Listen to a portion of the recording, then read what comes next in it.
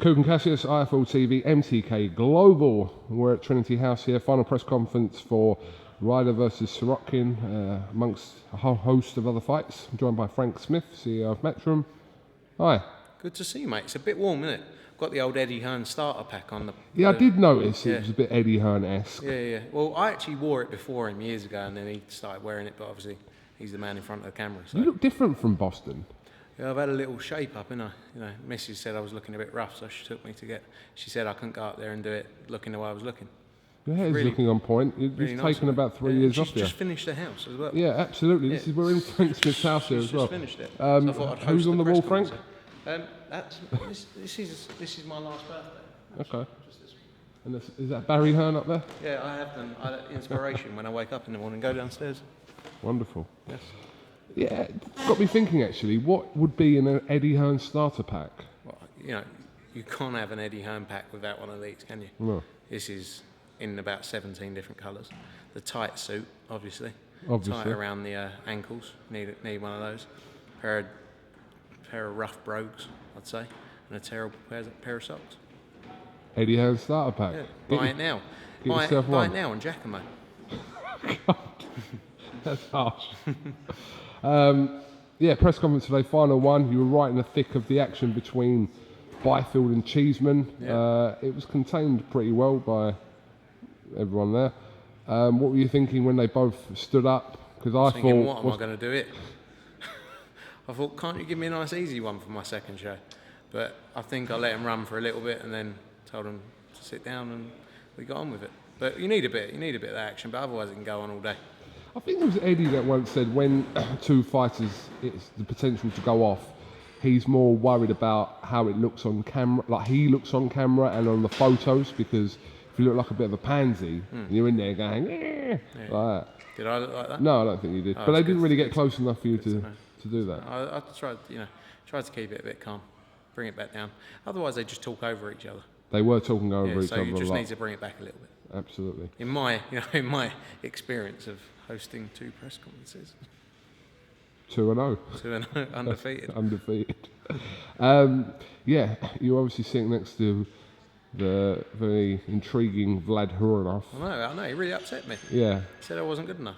Well, what you said I think was, he said, where's Eddie? Where's Eddie Hearn? I know. I get that quite often. I turn up at meetings, I go, where's Eddie? Oh, really? No, I think his point he was making was... Does he not want to see his fighter lose? I think he was saying. That's what he was insinuating. But what we wanted to do, we wanted one of us each to see our fighters win in each country. So I'm here with John Ryder, Eddie's in America with Danny Jacobs. Because that's where our American dream started. It's a shame we couldn't have done them on different weekends. But it is what it is. We're doing so many shows now. You're not going to be away. You're going to have to double up sometimes. Yeah, you look like you were really offended by Huranov at the start. Yeah, it's like, what? Oh, I didn't really. I was having a bit of banter. and then he came out with some other comment. But Vlad's a funny geezer. So you've been out in Monaco? Yeah, I flew back from Boston straight after the show. Literally went straight to the airport straight after the show. Landed in London, flew straight to Monaco on Sunday. Landed back yesterday, had a good few days in Monaco with all our broadcast partners. And then back in the country for about, I think, 6 or 7 days. Then back to New York, and then back for Bellevue, then back out to America, then back to Monaco. Non-stop. It's good times, Coogie. What was the most productive thing you did in Monaco? I ate a lot. I went out for a lot of dinners. No, I had a lot of meetings. Basically, we do this thing called Sportel. It's where all our broadcasters come to. They do it twice a year, one in Monaco, one in Asia or America. And we, all day, from 9 a.m. to 5, 6 p.m, you're just sitting back-to-back meetings at a stand with lights on, with the heat coming in. So you don't really see too much of Monaco. Okay. But the best thing I did... Productive? I did another deal. Okay. So for another territory? Another territory. Okay. So watch out for it. Watch out for it. Okay. We're still waiting for some dates to be announced. Yeah. I think by the time this probably comes out... Excuse me, sorry. By the time this comes out, we would have had our 17th of November announcement. So that will come out. I'm not going to say it just in case it doesn't, and then it ruins the whole interview. And then Monaco, you got November 24th. We're announcing one of our other new markets for a show at the end of November. Then December, probably 2 or 3 announcements for December as well. So we've got to get them out there quickly. So we're working to get everything ready to go for those.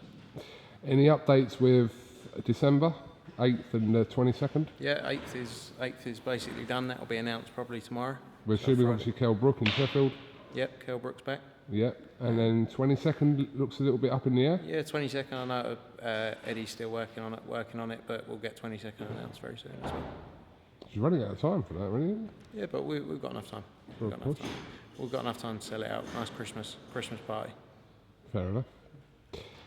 Okay, what's the plans for the rest of the day, Frank, in the world of the CEO?